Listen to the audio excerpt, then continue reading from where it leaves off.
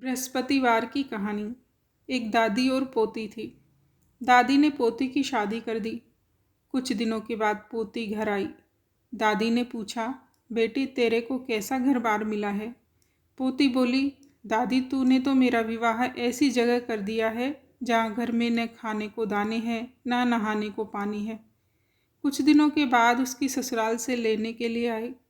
आते ही बुढ़िया बोली कि मैं तो नहीं भेजूंगी, तुम्हारे घर में न खाने को दाने हैं न नहाने को पानी है।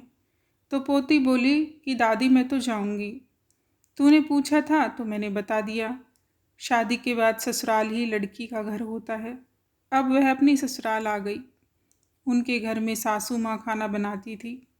सबसे पहले ससुर जी खाना खाते थे, फिर देवर जेठ खाते थे। सब दो दो रोटी खाकर उठ जाते थे। गुरुवार का दिन आया तो वह अपनी सास से बोली कि आज खाना मैं बनाऊंगी। उसने सबसे पहले एक रोटी गाय की निकाली, एक कुत्ते की, एक कौवे की, एक ब्राह्मण की। इस तरह से 4 रोटी निकाल दी।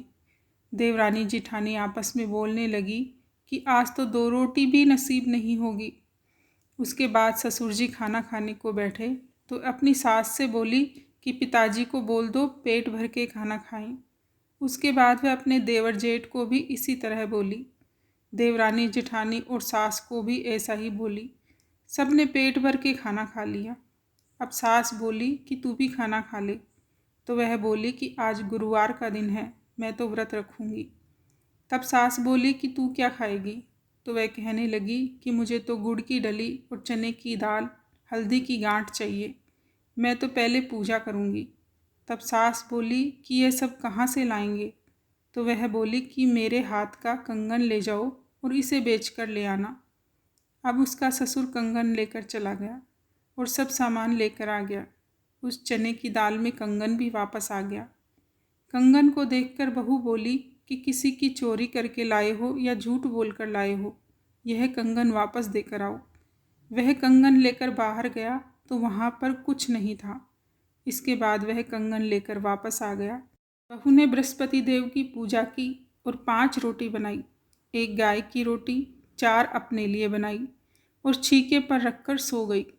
थोड़ी देर में बृहस्पति महाराज उसकी परीक्षा लेने के लिए आए और आकर बोले, अलक निरंजन माई।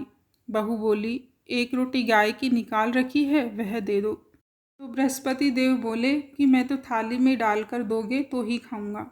अब सासू माँ ने थाली में डालकर दे दिया। इस प्रकार उसने एक एक करके सारी रोटी खा ली।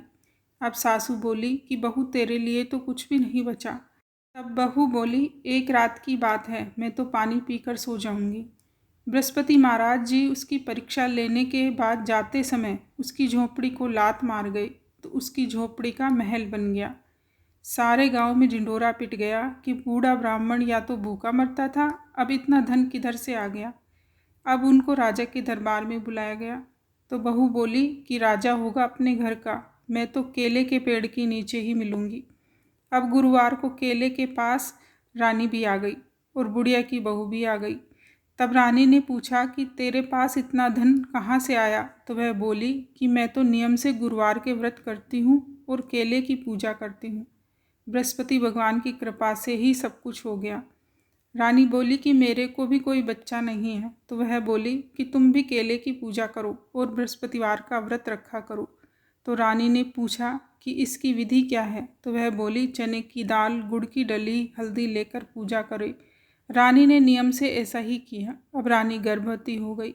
राजा के घर में थोड़ा झगड़ा हो गया तो रानी ने केले के वृक्ष की पूजा नहीं की और व्रत रख लिया, जिससे उसको 9 महीना पूरा होने पर भी बच्चा नहीं हुआ।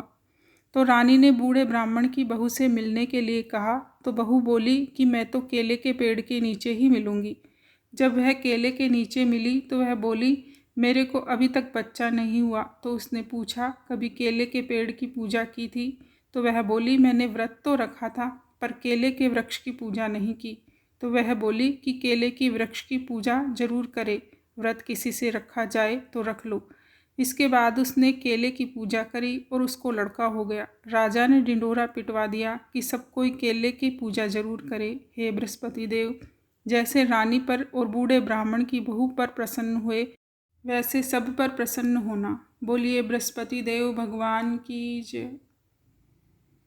कहानी अच्छी लगी तो वीडियो को लाइक करें, कमेंट करें, शेयर करें और हमारे चैनल को सब्सक्राइब करें और घंटे का बटन ज़रूर दबाएं ताकि आने वाली कहानियों की नोटिफिकेशन मिलती रहे। धन्यवाद।